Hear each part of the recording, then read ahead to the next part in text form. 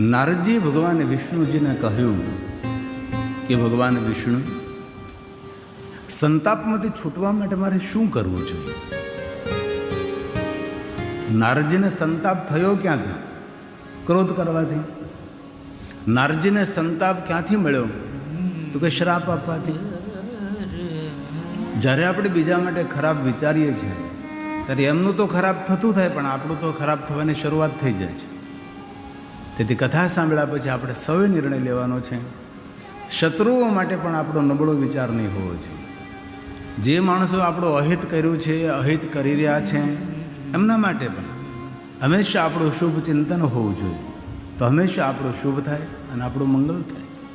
અને આ વાત ભગવાન વિષ્ણુજીએ નારદજીને કહી છે. નારદ, આપ તો કેટલા મોટા તપસ્વી છો, આપના તપનો મહિમા કોણ સમજી શકે?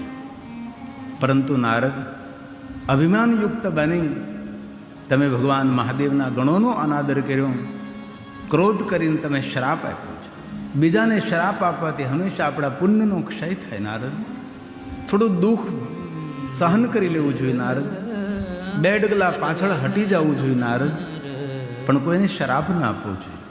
અને જે માણસોએ આગળ જવું હોય તે માણસોએ બે ડગલા પાછળ પણ ચાલવું જોઈએ. કોઈ મોટી દોડ હોય તો પહેલાં તો પાછળ જવું પડે. આપણે ક્રિકેટ જોયું હોય, પહેલાં બોલરને બોલિંગ કરવાની હોય તો પહેલાં પાછળ ધીમે ધીમે હાલે, પછી દોડીને એ બોલ ફેંકે. જીવનમાં પણ એવું જ છે. અવસર, સમય, સંજોગો જોઈને ક્યારેક 5 ડગલા પાછળ પણ ફરવું જોઈએ. તેથી ભગવાન વિષ્ણુએ કહ્યું કે નારદજી, થોડું મૌન દેવું, થોડું સહન કરી લેવું, પણ શ્રાપ શા માટે? ભગવાન, મને માર્ગદર્શન કરો. ત્યારે કથામાં આપણે કાલે સાંભળ્યું કે ભગવાન વિષ્ણુજીએ નારદજીને કહ્યું કે સંતાપમાંથી છૂટવા માટે પહેલાં તો ભાલમાં ભસ્મનું ત્રિપુંડ કરો. તમારું ચિત્ત, મન વૈરાગ્ય તરફ પ્રયાણ કરશે. ત્યારબાદ ઓમ નમઃ શિવાય મંત્રનો જાપ કરો. નારદજી, તમને શાંતિની અનુભૂતિ થશે. હે નારદજી, તમે રુદ્રાક્ષને ધારણ કરો. તાપત્રય હરમ, જેના ભાલમાં ભસ્મનું ત્રિપુંડ હોય, જેના મુખમાં શિવનામ હોય, જેના કંઠમાં રુદ્રાક્ષ હોય, એ મનુષ્ય સંતાપમાંથી મુક્ત રહે છે. હે નારદ, તમે શ્રાપ આપ્યો, તમારું પુણ્ય જતું રહ્યું છે. ફરી પાછું પુણ્ય મેળવવા માટે હું તમને 3 માર્ગો દેખાડું છું, જ્યાં તમને આનંદ નહીં, પરમ આનંદની અનુભૂતિ થશે. હવે ભગવાન વિષ્ણુજી બીજા 3 માર્ગો દેખાડે છે અને સુંદર ભગવાન વિષ્ણુજી નારદજીને માર્ગદર્શન કરે છે. અને એક શ્લોકમાં 3 વાત કરી છે. નારદજી, હવે તમે શ્રાપ આપ્યું, તમારું પુણ્ય તો જતું રહ્યું છે. તેથી ફરી પુણ્ય મેળવવા માટે આપ મારી વાત ધ્યાનપૂર્વક સાંભળો. અને ભગવાન વિષ્ણુ બોલે છે અને નારદજીને કહે છે,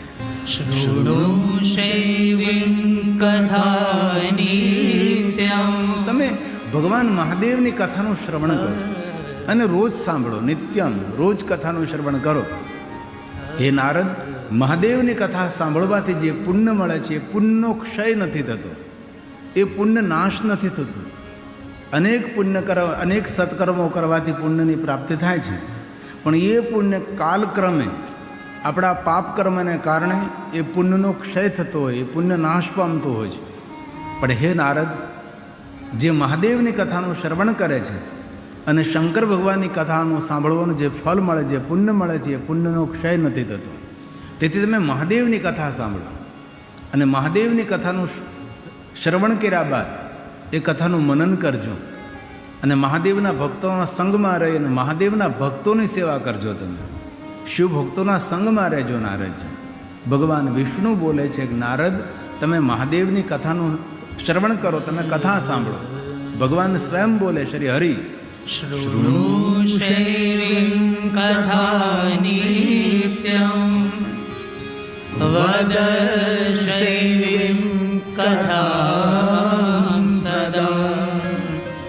પૂજ્ય સ્વાતિ યત્નેન શિવ ભક્તાન પુનઃ પુનઃ શિવ ભક્તાન પુનઃ પુનઃ. મહાદેવના ભક્તોના સંગમાં રહી અને મહાદેવના ભક્તોની સેવા કરજો. મહાદેવના ભક્તોની સેવા કરવાથી મહાદેવની સેવા કરવાનું ફળ મળે છે. આપણો તો અહીંયા ગુજરાતમાં તો ઠીક છે, બાકી ગુજરાત બહાર ઘણીવાર પંજાબ તરફ અમે જઈએ તો ઘણા માણસો એવા હોય છે કે જે કથા સાંભળવા આવે શ્રોતાઓ તેના બૂટ ચપ્પલની સેવા કરે. કેટલા એવા મોટા મોટા માણસ, સારા સારા માણસો બૂટ ચપ્પલ સંભાળે અને તેમના બૂટ ચપ્પલ સારી જગ્યાએ મૂકી દે, એમનું ટોકન આપી દે અને પછી જ્યારે કથા પૂર્ણ થયા પછી આપે નંબર એટલે એના ચપ્પલ ગોતીને પાછા આપે. આવી સેવા કરનારા માણસો છે. આ સેવાનું બહુ જ પુણ્ય મળે છે. ઘણા સમય પહેલાં અમારે છોટા ઉદયપુરમાં કથા હતી. આખું એક યુવાનોનું ગ્રુપ, આટલું મોટું યુવાનોનું એક મંડળ હતું, યુવા મંડળ, એમને આ સેવા સ્વીકારી હતી. જેટલા કથામાં આવે તેવા સૌના બૂટ ચપ્પલ લઈ લે, એમને નંબર આપે, સુંદર થેલીમાં પેક કરી અને એના નંબર પ્રમાણે મૂકી દઈને કથા પૂર્ણ થઈને જાય એટલે એના બૂટ ચપ્પલ પાછા આપે. અને કથામાં આવી ત્યારે મોટામાં મોટો ભય અને આપણું મન આપણા બૂટ ચપ્પલમાં જ હોય. એમાં જેટલા મોંઘા એટલું મન વધારે ત્યાં રહે. ઠહરિયા પહેરીને વાત કે વાંધો ન આવે.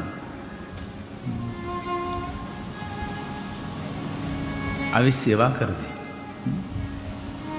આપણું ભગવાન મહાદેવની કથા નિમિત્તે જે ભોજન પ્રસાદની વ્યવસ્થા છે એમાં કેટલા બહેનો બધી સેવા કરે છે. આ જો તમે જુઓ, આ લગભગ છોટા ઉદયપુરનું જ છે. આવી રીતે બોડેલીનું છે, બોડેલી છે, નવું નવું બોડેલી. બોડેલી કરતાં પહેલું બહુ છોટા ઉદયપુરની અંદર બહુ સરસ વ્યવસ્થા હતી. આખો મંડપ બનાવ્યો હતો, નંબર, કારણ કે અહીંયા ઘોડાને કે મેકોનું તેવું ન હોય એટલે તાત્કાલિક વ્યવસ્થા આ રીતે છોકરાઓ કરેલી. અને ઘણી કથામાં કેવું થાય ખબર, આયોજકો વ્યવસ્થા કરે, એક કોથળી આપે, કાળી કોથળી પ્લાસ્ટિકની, એટલે બાર કોથળી લઈને ઊભા રહે એટલે બૂટ ચપ્પલ કોથળીમાં નાખી દેવાના, કોથળીને પકડીને હારે લઈને જાય. ઘણા તો અહીંયા લઈને પોગી જાય. આપણને એમ કે કેળા લઈને આવ્યા છે, એમાં બૂટ ચપ્પલ હોય. એના કરતાં આ સારું.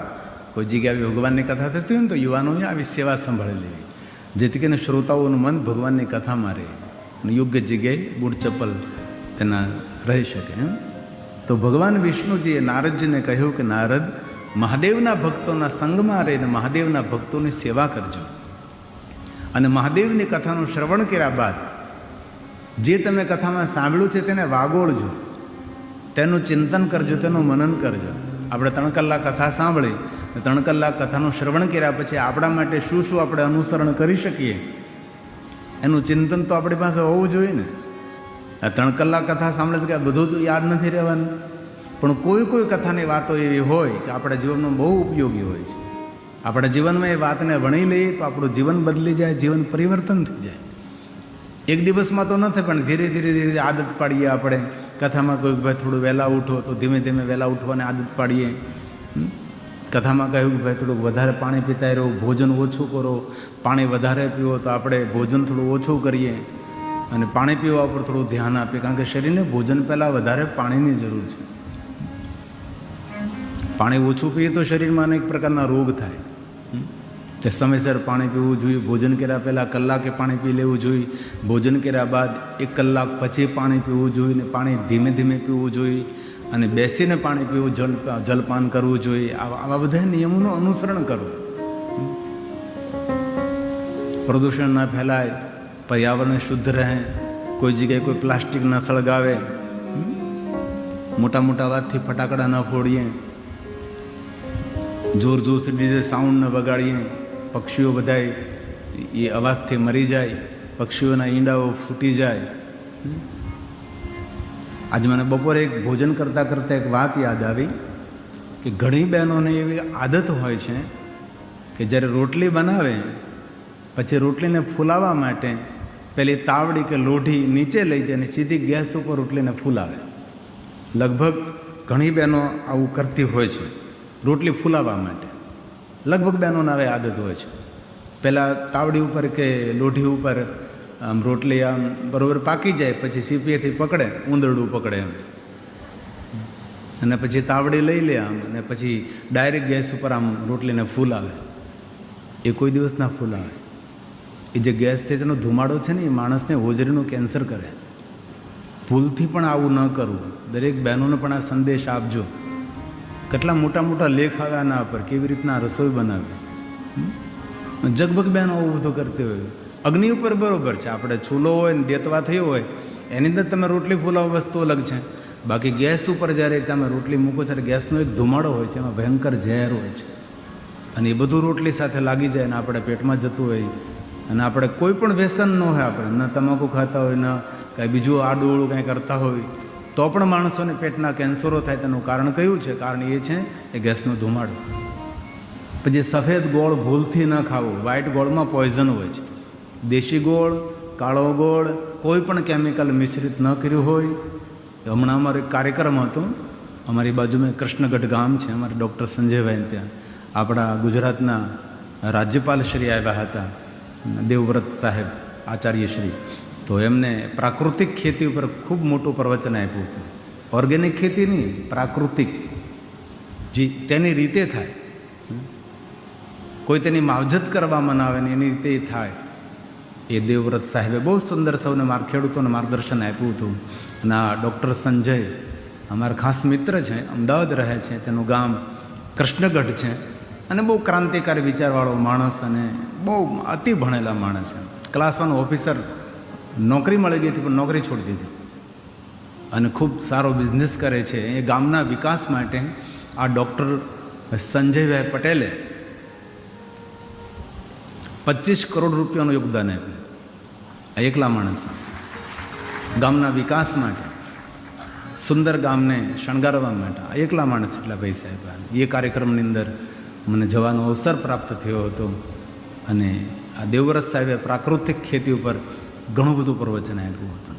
જે આપણે દવાઓ, ઇન્જેક્શનો આપણે દઈએ છીએ. રીંગણું સાંજે અવળું હોય, ઇન્જેક્શન મારે સવારે અવળું રીંગણું થઈ જાય. કેટલા મોટા મોટા રીંગણ, આ બધું આપણે નુકસાન કરે છે. તેથી ઓર્ગેનિક ખેતી, પ્રાકૃતિક ખેતી ઉપર આપણે ભાર આપીએ. થોડું ઓછું થાય શાકભાજી, પણ સૌ માટે લાભકારક હોય. દરેક માટે શાકભાજી ઔષધિ બને. એવા પ્રયાસો આપણે સૌ કરશું તો. બાકી તો ધીરે ધીરે ધીરે પ્રજા નષ્ટ થઈ જશે. ધીમે ધીમે આયુષ્ય ઓછી થઈ જશે, માણસોની સંખ્યા ઓછી થવા લાગશે. તેથી દરેક માણસે આ વસ્તુ ઉપર ખૂબ ધ્યાન આપવું જોઈએ. તો તેનું મનન કરવું, ચિંતન કરવું કે ભાઈ કથા 3 કલાક સાંભળ્યો, આપણે શું સાંભળ્યું, શું આપણે અનુસરણ કરી શકીએ, લોકોને કઈ કઈ પ્રેરણાઓ આપણે આપી શકીએ. આવી બધી વસ્તુ યાદ રાખી લોકોને સંદેશ ફેલાવે. કથાનું ચિંતન કરવું, કથાનું મનન કરવું, અને કથા સાંભળવી એ પહેલી ભક્તિ છે. કોઈ એમ કહે કે જપ, તપ, સાધના, અનુષ્ઠાન, ઉપાસના, પૂજા, અર્ચન, તીર્થ, યાત્રા, યજ્ઞ, યાગાદિ જરૂર, એ બધું જ કરવું જરૂરી છે. પણ તેના કરતાં પહેલાં ભગવાનની કથા સાંભળવી. કોઈ મનુષ્ય એમ કહે કે મારે ભક્તિ માર્ગમાં પ્રવેશ કરવો છે તો શું કરવું જોઈએ? તો એને આદરપૂર્વક કહેવું જોઈએ કે તમે ભગવાનની કથાનું શ્રવણ કરો. ભગવાનની કથા સાંભળવાથી આપણા હૃદયમાં ભગવાનની ભક્તિનું બીજ અંકુરિત થાય, અને ધીરે ધીરે ભગવાન તરફ આપણો પ્રેમ વધે, ભગવાન તરફ ભક્તિ વધે, સત્કર્મો કરવા માટે આપણું મન પ્રેરિત થાય. તેથી આપણી નવધા ભક્તિમાં પહેલી ભક્તિ એ કથા સાંભળવી, કથા શ્રવણ કરવું. આ ભગવાન વ્યાસજી બોલે છે, શ્રોત્રેણ શ્રવણમ તસ્ય વચસા કીર્તનમ તથા. વાણીથી કીર્તન કરવું, કાનથી કથાનું શ્રવણ કરવું, અને વાણીથી કીર્તન કરવું. કીર્તન એટલે તમે કડતાલ લઈને બેસી જાઓ, એ તો કીર્તન છે જ, પણ ભગવાનનું નામ લઈએ એ પણ કીર્તન છે. અને કોઈના માટે સારું બોલીએ એ પણ કીર્તન જ છે. ભલે કોઈ સાથે આપણે મન દુઃખ થઈ હોય, દુશ્મનાવટ થઈ હોય, તેના માટે પણ શુભ વચન બોલીએ એ પણ કીર્તન તો છે જ. જેની અંદર મધુરતા હોય, જેની અંદર મીઠાશ હોય, આ બધું જ ભગવાનનું કીર્તન છે. જેની અંદર શુભ વાણી હોય, શુભ વિચાર હોય છે. તેથી પહેલી ભક્તિ છે ભગવાનની કથાનું શ્રવણ કરવું, બીજી ભક્તિ કીર્તન કરવું, અને પછી મનન કરવું. આ સાધન નથી, આ તો મહાસાધન છે. આ ભગવાન વ્યાસજી બોલ્યા છે. શ્રોત્રેણ શ્રોત્રેણ શ્રવણમ તસ્ય વચસા કીર્તનમ તથા મનસા મનનમ તસ્ય મહાસાધન મુચ્યતે. મહાસાધન મુચ્યતે. ભગવાનની કથા સાંભળવી. તેથી ઋષિમુનિઓ નિરંતર ભગવાનને કહે કે હે દેવતાઓ, એવો અવસર આપો કે અમને સુંદર સુંદર ભગવત કથાઓ સાંભળવાનો અવસર મળે. કોઈની દિવાલ ઉપર સુંદર સૂત્ર લખેલું હોય તો એ સૂત્ર પણ માનવ માટે પ્રેરણા બની જાય છે. ભદ્રમ કર્ણેભિઃ શૃણુયામ દેવા. ભગવાન, હે દેવતાઓ, અમારા સૌ ઉપર કૃપા કરો. અમને કોઈ દિવસ અભદ્ર સાંભળવા ન મળે. અમને ભદ્ર ભદ્ર શ્રેષ્ઠ શ્રેષ્ઠ વાતો સાંભળવા મળે. અને જીવન માર્ગમાં કોઈ મળે ને તો તને બે સારી વાતો સંભળાવે. કોઈની ગંદી વાત હોય, કોઈની ગંદી વાતની અફવા ફેલાતી, એવી વાત કોઈને નહીં પહોંચાડે. અને તમારા મોબાઈલમાં એવો કોઈ સંદેશ આવે ને તો ત્યાં ડિલીટ કરી નાખો. એ ફોરવર્ડ કરવાની જરૂર નથી. સારી વસ્તુનું વાવેતર કરો તો સારું ઉગશે સમાજની અંદર. તેથી સારી વાતો કરો, હંમેશા સારા વિચારો કરો, સારા સંદેશ ફેલાવો. અમારે જૂના અખાડા આચાર્ય શ્રી અવધેશાનંદ ગિરિજી એમ કહેતા હતા કે સારી પ્રવૃત્તિ જ્યારે અખબારમાં પહેલા પાને જ્યારે ચમકતી થશે ત્યારે લોકોને સારા કાર્યો કરવા માટે પ્રેરિત થશે. કેટલી સુંદર વાત છે. બાકી આપણે આમ ખોલીએ તો આમ પહેલા પાને હોય, આપણે નહીં સાંભળવા જેવા સમાચાર. સારી પ્રવૃત્તિ નાનકડા ખૂણામાં હોય એવું નહીં. સારી વાતોને દૂર દૂર સુધી ફેલાવી. આ વાતને આપણે લોકો સુધી ફેલાવીએ કે અમે કલવાડામાં ગયા હતા, જયેશભાઈ અમૃતભાઈ પટેલ પરિવાર એકલા હાથે આટલી ભવ્ય દિવ્ય મહાદેવની કથાનું આયોજન કર્યું. કોઈ બહુ મોટો ધનપતિ મળે તો એને પણ કહીએ કે જો તું કાંઈ કરી શકે છે. આ જો અમે કલવાડા ગયા હતા, કેટલું મોટું એવું નહીં કહેવાનું તું કાંઈ કરી શકે છે. એવું પછી નહીં કહેતા. પછી એ તમને શીખવાડો મને કે તું કાંઈ નથી કરતો એક જો બીજાને પ્રેરણા મળે. તેથી સારા વિચારો, સારી વાતનું વાવેતર તો દૂર દૂર સુધી સારા સંદેશો ફેલાય. તેથી ભગવાનને પ્રાર્થના કરી ઋષિ મુનિઓ કે અમને અભદ્ર કોઈ સાંભળવા ન મળે, જે સાંભળવા મળે મારા જીવનના ઉપયોગી સાંભળવા મળે. ભદ્ર એટલે શ્રેષ્ઠ.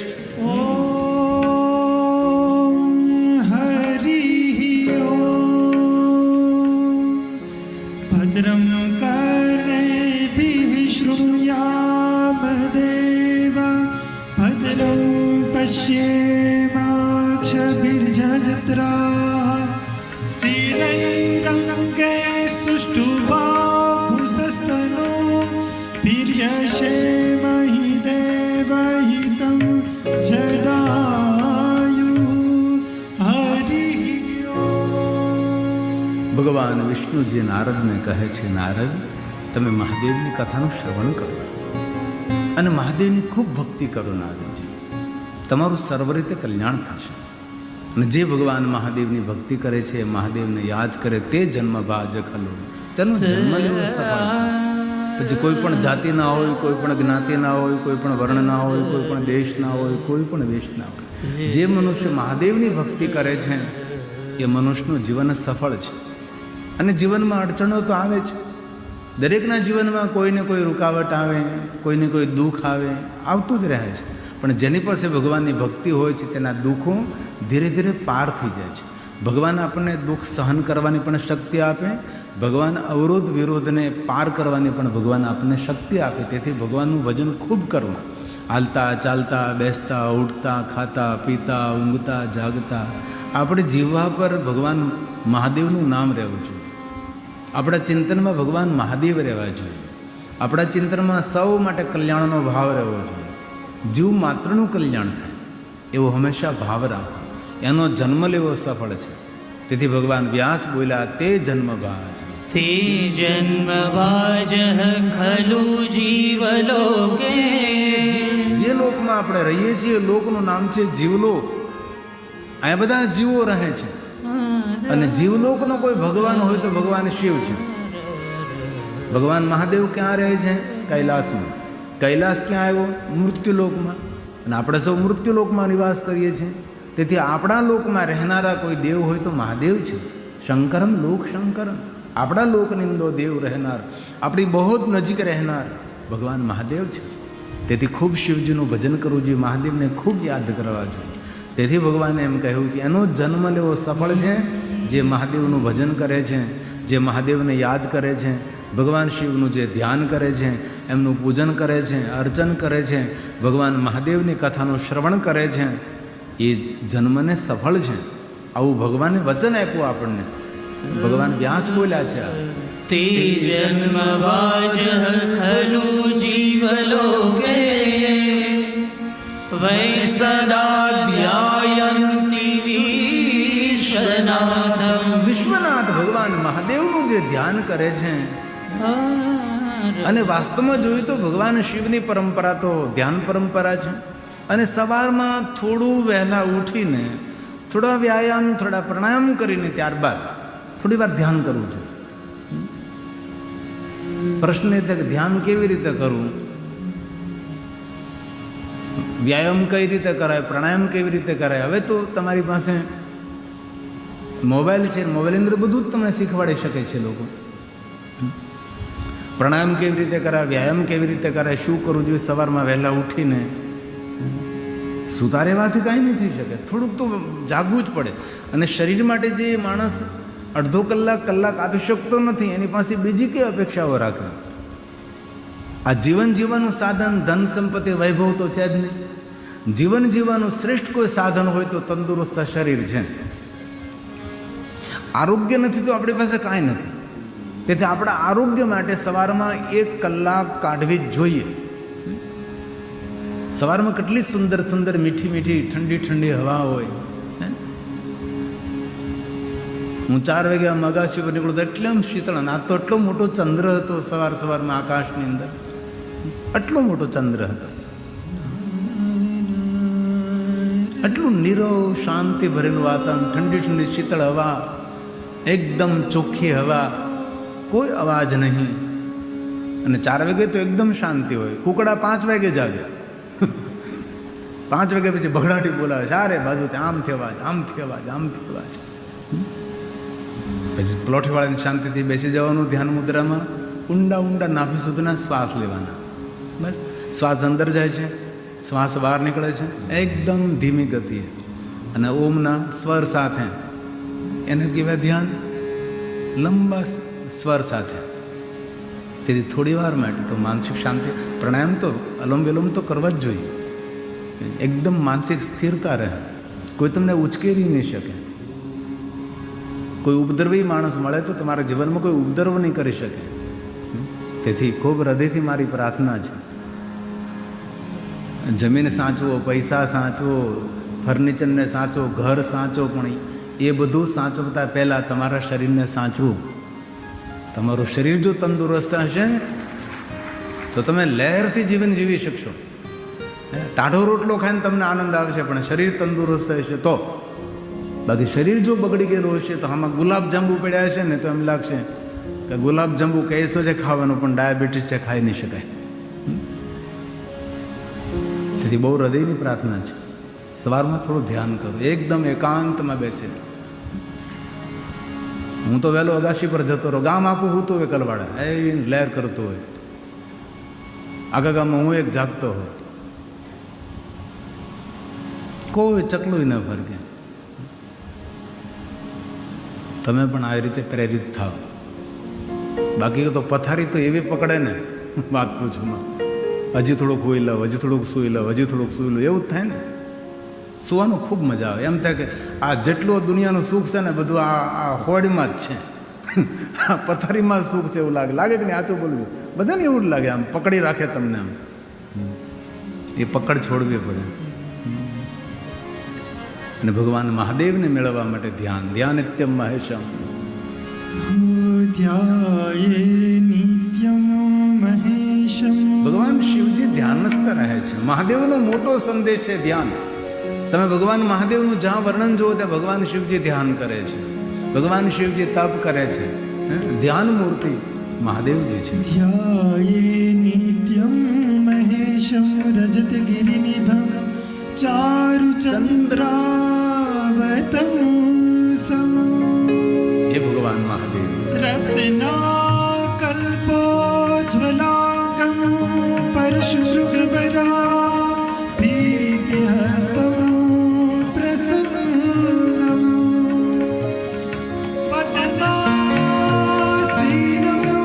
સમંતા સ્તુતમર્ગણે વ્યાકૃતિમ વસાનમ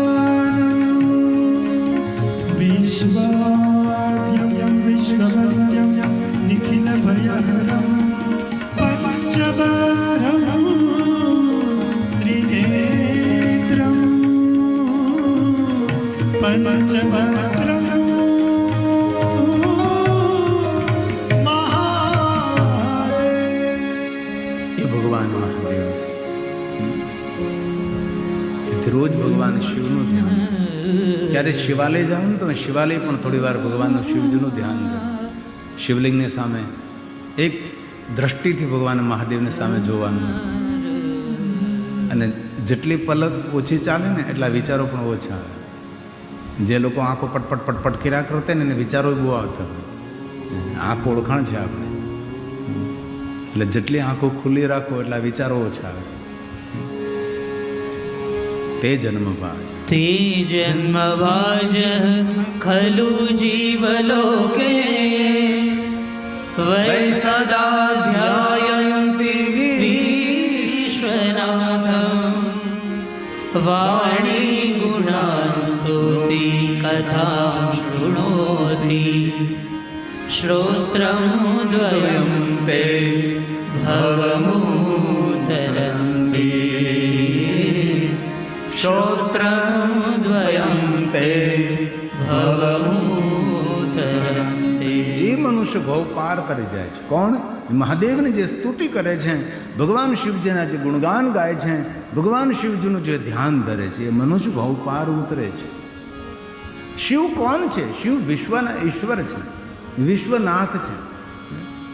અને આપણે સૌ જાણીએ છીએ કે પૂરા વિશ્વમાં એક જ મહાદેવજી એવા છે જેને આપણે વિશ્વનાથ કહીએ, વિશ્વપતિ કહીએ, વિશ્વ સર્જક કહીએ, વિશ્વ પોષક કહીએ છીએ. વિશ્વના પરાવર્તન પણ છે, વિશ્વના મધ્ય પણ છે અને વિશ્વના અંત પણ છે. તેથી ભગવાનને આપણે વિશ્વનાથ કહીએ છીએ. વિશ્વ વિધાતા છે. આ જગતના ઘડનારા, જગતની રચના કરનારા ભગવાન સ્વયં શિવ છે. તેથી મહાદેવને આપણે વિશ્વનાથ કહીએ છીએ. વિશ્વનાથ ભગવાન શિવ આપણું જ્યોતિર્લિંગ છે. કાશી વિશ્વનાથ વિશ્વેશ્વર છે. અને ભગવાન શિવને આપણે ઈશ્વર કહીએ છીએ ને. અન્ય કોઈ દેવતાઓને ઈશ્વર તરીકે આપણે નથી કહેતા. જેની પાસે પૂરા બ્રહ્માંડનું ઐશ્વર્ય છે એટલે તેને ઈશ્વર કહીએ આપણે ને. એ વિશ્વનાથ છે, વિશ્વપતિ છે, વિશ્વ વિધાતા છે. આપણા સૌના લેખ લખનાર છે, આપણા સૌના લેખ બદલનાર પણ છે, આપણા સૌનું ભાગ્ય ખોલનારા ભગવાન મહાદેવ છે. તેથી તમે પ્રારંભ તો કરો ભગવાન મહાદેવનું ભજન કરવાનું. ધીરે ધીરે ધીરે ભજનની સંખ્યા વધશે, ભજનનું બળ વધશે. તમને પોતાને સ્વયંની અનુભૂતિ થશે કંઈક જીવનમાં નવું થઈ રહ્યું છે, કંઈક નવી અનુભૂતિ થઈ રહી છે. વ્યર્થ વિચારો કરવા, વ્યર્થ વાતો કરો, વ્યર્થ પ્રવૃત્તિ કરવી, તેના કરતાં તો ભગવાનનું ભજન ન કરીએ. દરેક યુવાન ભાઈઓ બહેનોએ સવારમાં થોડો સમય પોતાની જાતને આપવો જોઈએ. બધો જ જીવનનો સમય બીજાને આપવાની જરૂર નથી. ભગવાને 24 કલાક આપીએ. 24 કલાકની અંદર આપણે સૌએ ગોઠવણ કરવાની છે. ભાઈ 1 કલાક સમાજને આપીએ, 1 કલાક આપણા હોમવર્કને આપીએ, 1 કલાક આપણા શરીરને આપીએ, 1 કલાક ભોજનમાં આપીએ. તેથી આપણા જીવનને સુંદર રીતે આપણે તૈયાર કરીએ. જીવનની પણ એક સુંદર ડિઝાઇન બનાવીએ આપણે કે શું આપણે કરવું છે. તો ભગવાન શિવ કોણ છે? વિશ્વના ઈશ્વર છે, વિશ્વના વિધાતા છે, जगतना रचयिता है, ये भगवान शिव है। आइए भाव से और आदर के साथ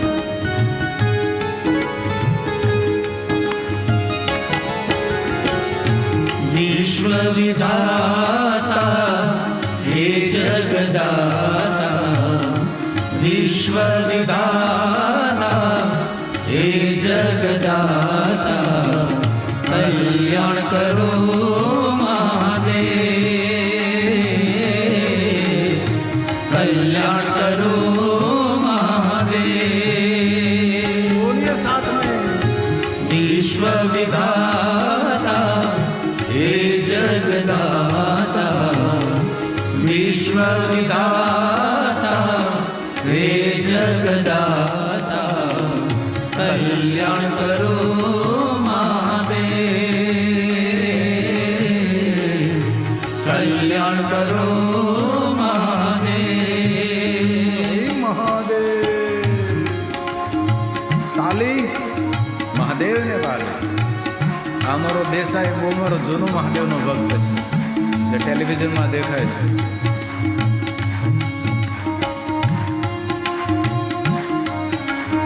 હે મહાદેવ, હે મહાદેવ, હે મહાદેવ, હે મહાદેવ.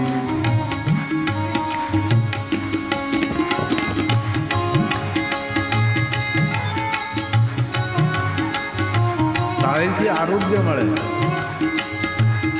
મન શાંત થાય, વિચારો શાંત થાય.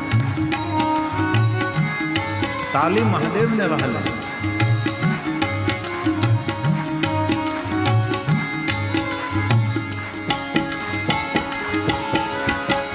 विश्वना ईश्वर शिव महादेवा विश्वना ईश्वर शिव महादेवा दया करो शिव हे आदिदेवा दया करो शिव हे आदिदेवा धर्म दुरंतर जगत उदाहरण धर्म दुरंधर जगत उदाहरण कल्याण करो महादेव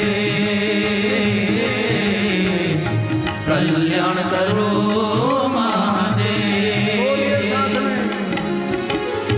विश्व विधाता हे जगदाता विश्व विधाता हे जगदाता कल्याण करो महादेव कल्याण करो महादेव હે મહાદેવ. દિલ से याद करें महादेव को, जीवन में कोई फरियाद नहीं रहे.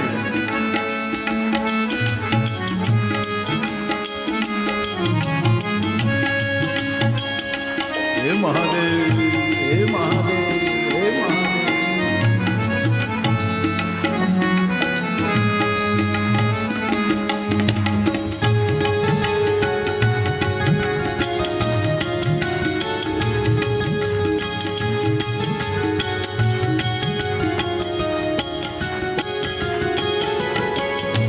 बिल्वा पत्र चढ़े चढ़े जल की धारा बिल्वा पत्र चढ़े चढ़े जल की धारा पुष्प चढ़े शिव ने गंगा की धारा पुष्प चढ़े शिव ने गंगा की धारा हे मृत्युंजय हे त्रिलोचन हे मृत्युंजय हे त्रिलोचन कल्याण करो महादेव कल्याण करो महादेव विश्व विधाता हे जगदाता विश्व विधाता हे जगदाता कल्याण करो महादेव कल्याण करो महादेव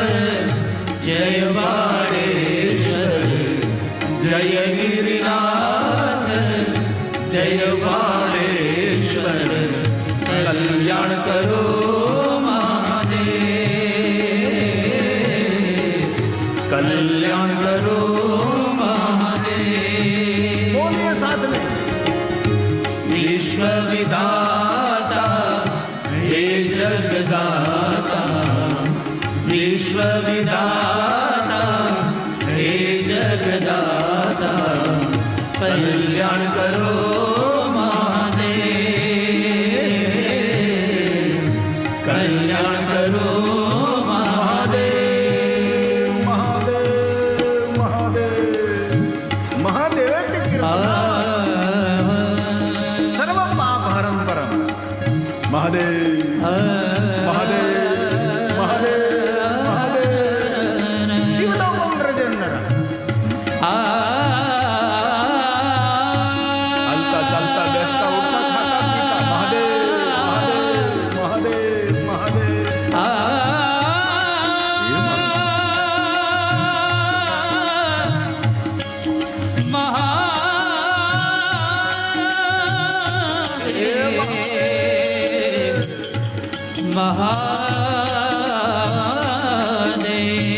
શાબાશ. विश्वनाथ मम नाथ पुरारी પાર્વતી બોલી પાર્વતી મહાદેવને કહે કે મહાદેવ હું કેટલી ભાગ્યવાન છું કે જે વિશ્વનો નાથ છે મારો નાથ છે, જે વિશ્વનો પતિ છે એ મારો પતિ છે. હે? જીવન તો ત્યારે સફળ કહેવાય જ્યારે પત્ની તમારી પ્રશંસા કરે, કોઈ દી કરે જ નહીં. તમને કાંઈ ખબર નથી પડતી આમ જ બોલે. આ મહાદેવનું જીવન કેટલું ઉજ્જવળ હશે એ સ્વયં તેના ધર્મપત્ની પાર્વતીજી શંકર ભગવાનની પ્રશંસા કરે છે. શું કહે છે? विश्वनाथ હે મહાદેવ હે મહાદેવ नाथ पुरारी હર હર મહાદેવ नाथ पुरारी હે મહાદેવ त्रिभुवन विदित महिमा तुम्हारी ત્રિભુવનમાં જેમની મહિમા એવા મારા મહાદેવ છે. त्रिभुवन विदित હે મહાદેવ હે મહાદેવ महिमा तुम्हारी હે મહાદેવ હે મહાદેવ હે મહાદેવ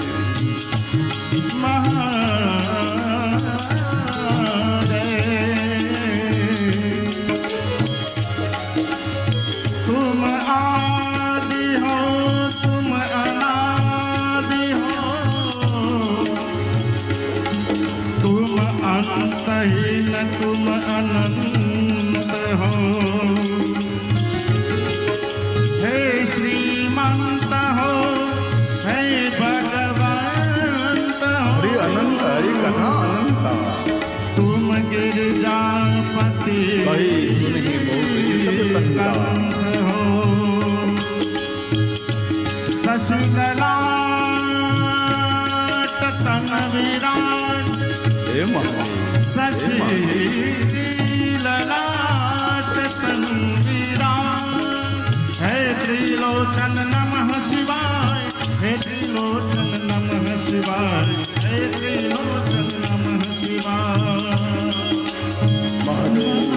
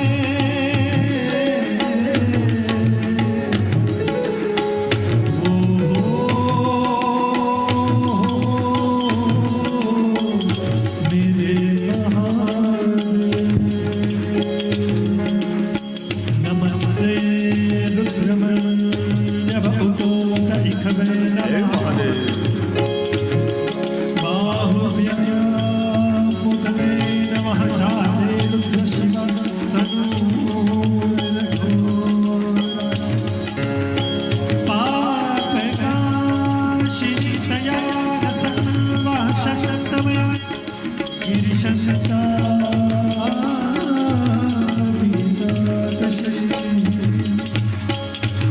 जीने लो में महादेव बसे दूजा कौन सनाए धागा हो तो तोड़ दियो प्रीतन तोड़ जाए प्रीतन तोड़ जाए सुर नर मुनि जन वंदन करता सुर नर मुनि जन वंदन करता जय जय हे महादेव जय जय हे महादेव जय गिरिनाथ जय बाणेश्वर जय गिरिनाथ जय बाणेश्वर कल्याण करो महादेव कल्याण करो महादेव विश्वविदाता हे जगदाता विश्वविदाता हे जगदाता कल्याण करो